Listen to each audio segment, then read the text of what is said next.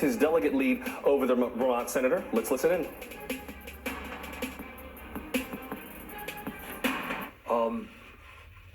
Let me begin by reiterating what I have said from day one of this campaign, and that is that Donald Trump is the most dangerous president in the modern history of our country, and he must be defeated. Tragically, we have a president today who is a pathological liar and who is running a corrupt administration. He clearly does not understand the Constitution of the United States and thinks that he is a president who is above the law. In my view, he is a racist, a sexist, a homophobe, a xenophobe, and a religious bigot, and he must be defeated, and I will do everything in my power to make that happen. Last night, obviously, was not a good night for our campaign from a delegate point of view. We lost in the largest state up for grabs yesterday, the state of Michigan. We lost in Mississippi, Missouri, and Idaho. On the other hand, we won in North Dakota, and we lead the vote count in the state of Washington, the second largest state contested yesterday, with 67% of the votes having been counted. We are a few thousand votes on top.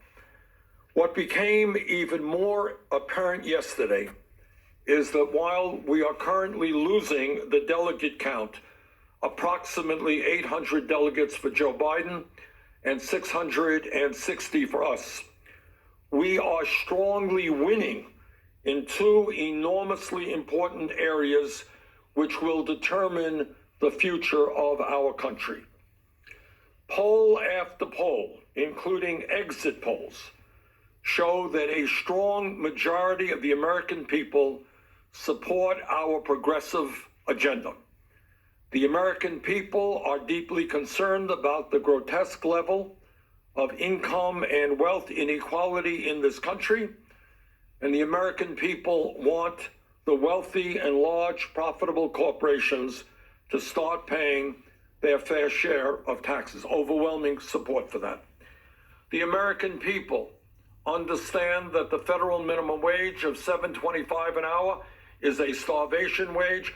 They want to raise the minimum wage in this country to a living wage of at least $15 an hour. And the American people understand that if our kids are going to make it into the middle class of this country, we must make public colleges and universities and trade schools tuition free.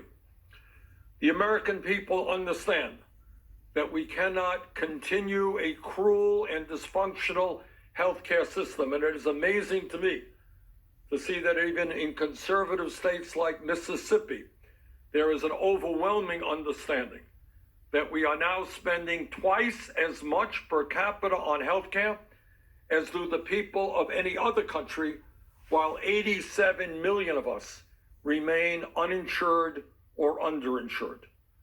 And this crisis, this absurd healthcare system, is becoming more and more obvious to the American people as we face the challenge of the coronavirus pandemic that we are currently experiencing. Imagine facing a pandemic and having 87 million people who are having a difficult time going to a doctor when they need.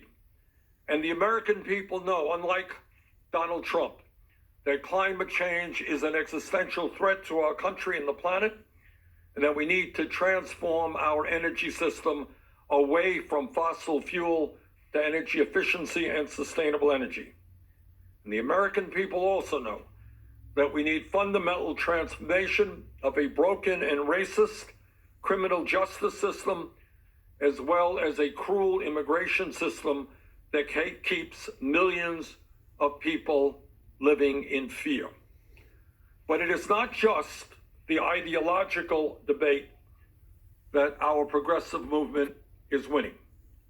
We are winning the generational debate. While Joe Biden continues to do very well with older Americans, especially those people over 65, our campaign continues to win the vast majority of the votes of younger people. And I am talking about people not just in their 20s, but in their 30s and their 40s. The younger generations of this country continue in very strong numbers to support our campaign. Today, I say to the Democratic establishment, in order to win in the future, you need to win the voters who represent the future of our country, and you must speak to the issues of concern to them. You cannot simply be satisfied by winning the votes of people who are older. While our campaign has won the ideological debate, we are losing the debate over electability. I cannot tell you how many people our campaign has spoken to who have said, and I quote, "I like what your campaign stands for. I agree with what your campaign stands for, but I'm going to vote for Joe Biden because I think Joe is the best candidate to defeat Donald Trump." End of quote. We have heard that statement all over this country. Needless to say, I strongly disagree with that assertion. But that is what millions of Democrats and independents today believe. On Sunday, I very much look forward to the debate in Arizona with my friend Joe Biden. And let me be very frank as to the questions that I will be asking Joe. Joe, what are you going to do for the 500,000 people who go bankrupt in our country because of medically related debt? And what are you going to do for the working people of this country and small business people who are paying on average 20% of their incomes for health care? Joe, what are you going to do to end the absurdity of the United States of America being the only major country on earth where health care is not a human right? Are you really going to veto a Medicare for all bill if it is passed in Congress?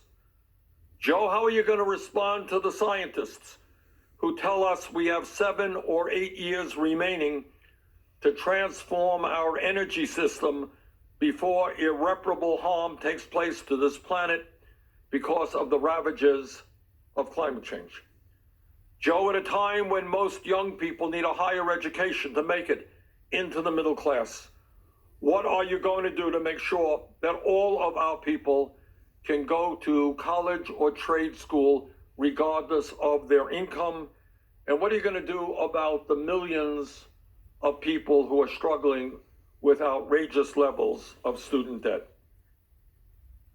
Joe, at a time when we have more people in jail than communist China, a nation 4 times our size, what are you going to do to end mass incarceration and a racist criminal justice system?